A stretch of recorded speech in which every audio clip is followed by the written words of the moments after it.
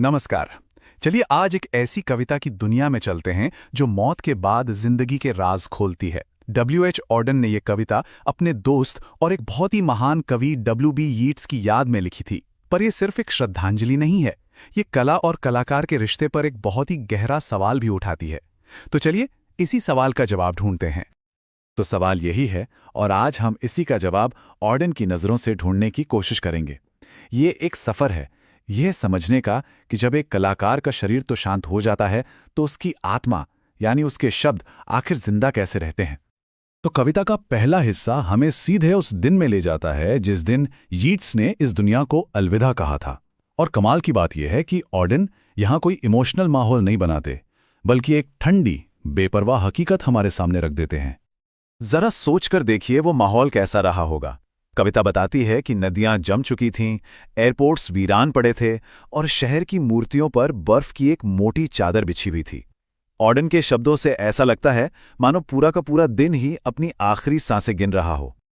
और यहीं पर ऑर्डन एक बहुत ही कमाल का कॉन्ट्रास्ट दिखाते हैं। एक तरफ तो एक महान कवि का शरीर धीरे धीरे खत्म हो रहा था और दूसरी तरफ दुनिया वो अपनी ही रफ्तार से आगे बढ़ रही थी, बिल्कुल बेपरवाह। ये सिर्फ लाइनें नहीं हैं, ये बहुत ही पावरफुल मेटाफर्स हैं। ऑर्डन यहाँ मौत को बस एक शारीरिक घटना की तरह नहीं दिखा रहे, नहीं, वो इसे एक पूरे के पूरे अंदरूनी ब्रह्मांड के ढह जाने की तरह दिखा रहे हैं, जैसे कोई साम्राज्य बिखर रहा हो जहाँ हर एक अंग ने जैसे काम करना ही बंद कर दिया है।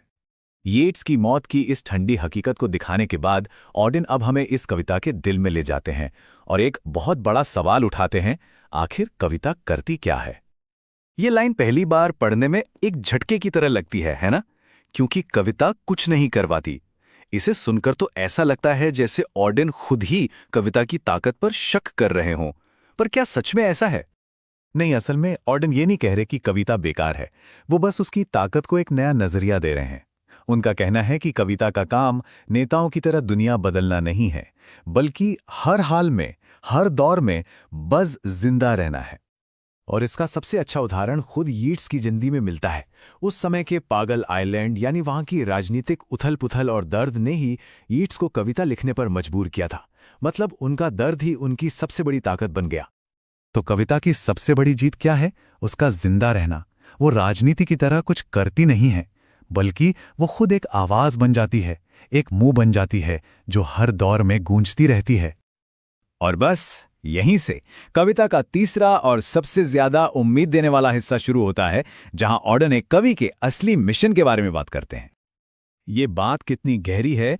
ऑर्डन कह रहे हैं कि वक्त जो हर किसी चीज को, बहादुरी को, मासूमियत को मिटा देता है, वो एक चीज के सामने आकर झुकता है, और वो है भाषा। वो भाषा जिसे एक कवि रचता है। और यही तो है कविता का असली काम। जब दिल एकदम बंजर रेगिस्तान जैसा हो जाए तो वहां उम्मीद का, सुकून का एक झरना बहाना। तो कुल मिलाकर एक कवि का मिशन क्या हुआ? अंधेरे की सबसे गहरी तह तक जाना, हमें मुश्किलों में भी खुश होना सिखाना और हमारी कैद जैसी जिंदगी में आजादी के गीत गाना। ये हर कलाकार के लिए एक बहुत ही पावरफुल मैसेज है। तो ये सब हमारे उस शुरुआती सवाल का जवाब कैसे देता है कि एक कवि की मौत के बाद उसका क्या होता है। खैर, कविता का आखिरी हिस्सा इसी सबसे बड़े राज से पर्दा उठाता है। इस सवाल का जवाब ऑर्डन सिर्फ 4 शब्दों में देते हैं जो इस पूरी कविता की जान है। वह अपने प्रशंसक बन गया। इसका मतलब क्या है? इसका मतलब यह है कि कवि की विरासत कोई पत्थर की मूर्ति नहीं है जो एक जगह टिकी रहे। नहीं, वो एक बहती नदी की तरह है। हर पढ़ने वाला अपनी समझ, अपने अनुभव से उसे एक नया रूप देता है। कवि लब कोई एक इंसान नहीं रहता, वो एक एहसास बन जाता है जो जिंदा लोगों के दिलों में धड़कता है। तो आखिर में ऑर्डन हमें इसी एक सवाल के साथ छोड़ जाते हैं। अगर कविता दुनिया नहीं बदलती तो वो हमारे अंदर की दुनिया को कैसे बदलती है? ये एक ऐसा सवाल है जो यीट्स और ऑर्डन की कविताएं आज भी हम सबसे पूछ रही हैं।